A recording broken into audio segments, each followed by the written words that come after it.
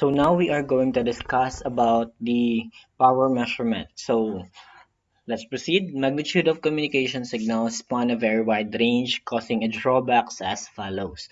So first, extremely large ng scale. So, siyempre kung ah, maghambal ka nga communication signal, so dako-dako na ang range nga ginalantaw niya. So kung i-drawing mo siya, kung i-graph mo siya, so dako-dako ang mga scale, dako-dako ang gamiton nimo dapat nga plate kung mag-drawing ka man gid. So, syempre tungod nga dagko-dagko ang mga numbers or possible may mga gagmay-gagmay ka nga mga numbers. So it involves hard nga calculations. So because of the small nga mga numbers ay possible, so there is also a possibility of errors. Hindi natin malikawan, especially if we are dealing with mga decimal places, bala. So we have prone to errors ang mga ginasuma naton.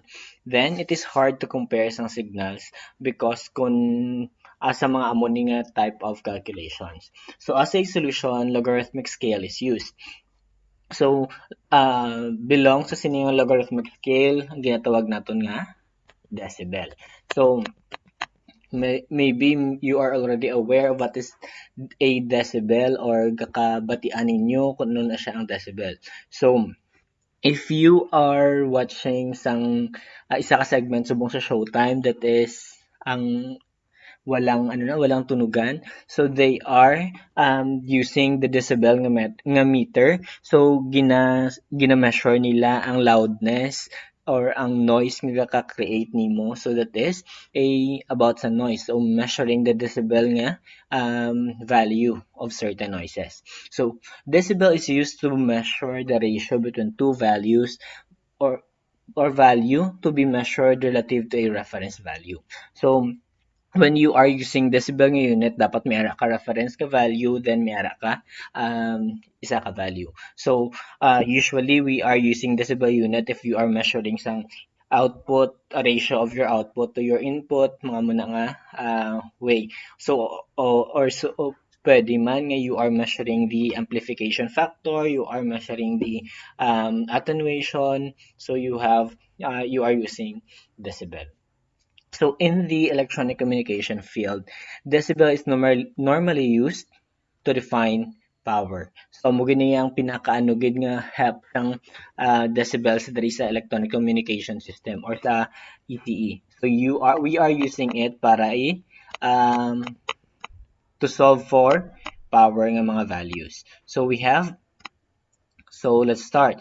To express the relative gain and loss of electronic device circuit. So sa nahamba ko nakagina your gain and your loss. Gain is for the amplification, loss is for the attenuation of your circuit. It is describing relationship between signal and noise. So later on sa next siguro natin ng mga discussions, we are going to describe this or to explain this further through calculations about the signal and noise nga relationship. So in the common usage, it is also used to express the ratio of voltage and current. So if two powers are expressed in the same unit, so for example, you have watt and you have milliwatt, their ratio is dimensionless. Quantity that can be expressed in decibel form as follow. So kung parehas naman ilang nga unit, so pwede mo siya ma-express in decibels. So kung magkuha ka sa decibel nga value, so you are going to use this formula. Ang formula nga ginagamit natin is 10 log, o syempre to the base 10, then P1 over P2.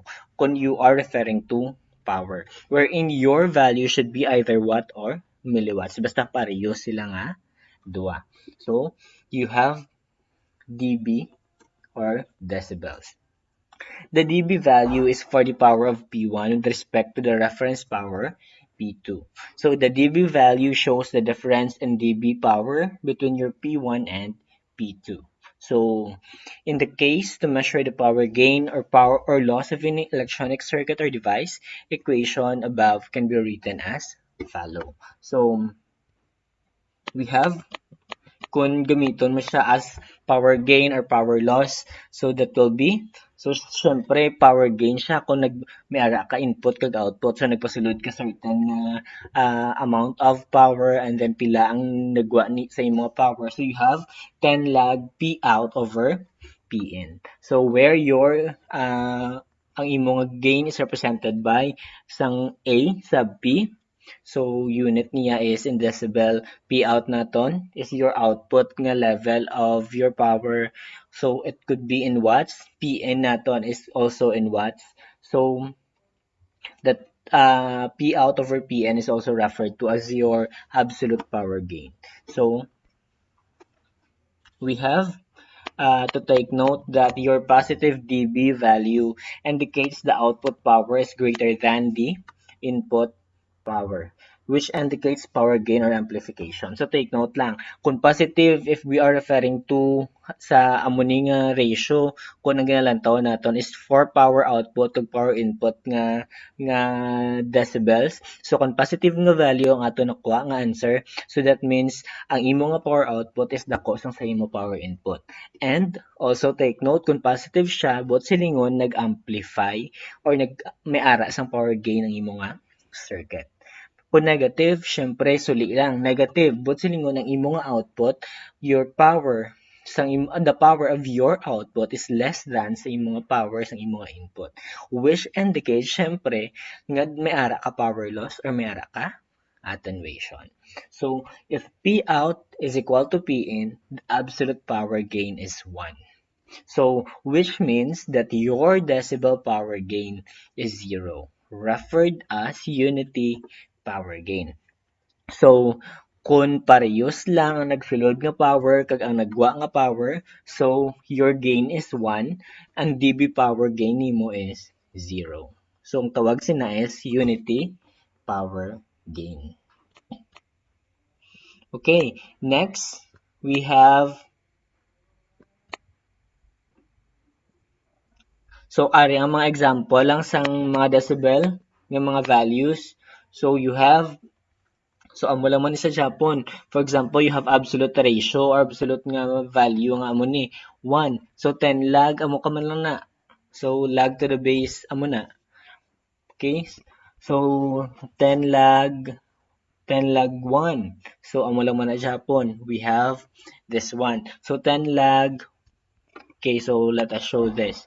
So for example, you have this one, 10 log. Okay, 10 log sang 1.26.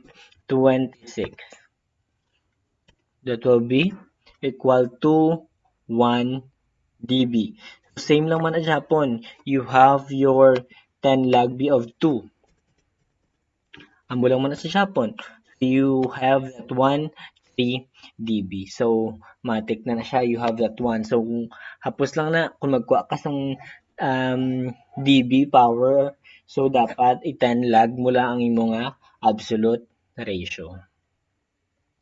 Same lang man na. Same lang sa diri nga values. So, this one naman is for losses or for attenuation, but same lang siya po ni process ang ginagamit. So, now we have dBm. Ano naman niya ang dBm? dBm is parehas lang Japon nga treatment or parehas lang Japon nga operation nga ginaghimo naton for dB except for your reference nga ginalantaw. You are referring a certain value of power in reference to 1 milliwatts. So, amo lang nang kinalain nila, you have a power, i-refer mo siya or himuon mo reference ang 1 milliwatts. Ang matabo, you have 10 log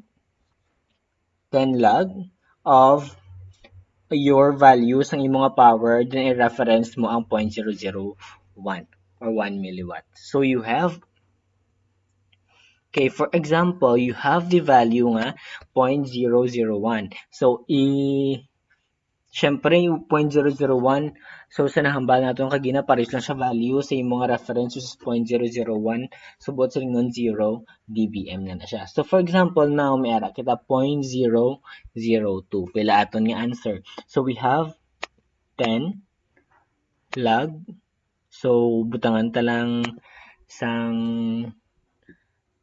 at isang value or isang fraction form. So we have 0.002.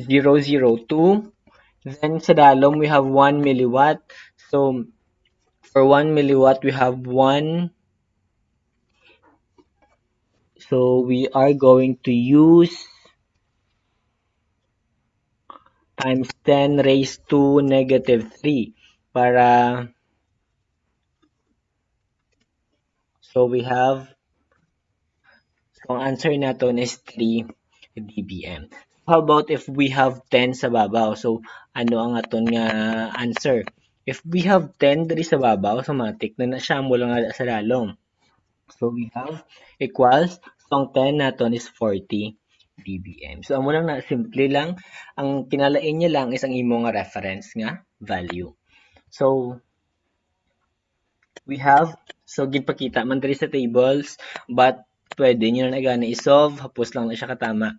So now we have bell. Bell naman niya is the 1/10 of a decibel. So amo lang na 1/10 of a decibel. So lag sa imo nga kwaon mo na tong 10. So that is log of P out over Pn. P in, so that is your bell. So the decibel unit was originated from the Bell unit in honor of Alexander Graham Bell. Bell unit compressed absolute values of 0.0 amo na yung mga values up to sa amo na yung mga values to ridiculously low range of only 16 decibel. So it is difficult to relate Bell unit to true magnitude of large ratios and impossible to express small difference with any accuracy. To overcome this, Bell was simply multiplied by 10, creating a decibel. So, amo na siya. So, kung nakita ninyo kagina sa atong decibel, may ari ka lang di 10. 10 lag something. So, amo lang man ang kinalain nila. So, now we have your power level gains and losses.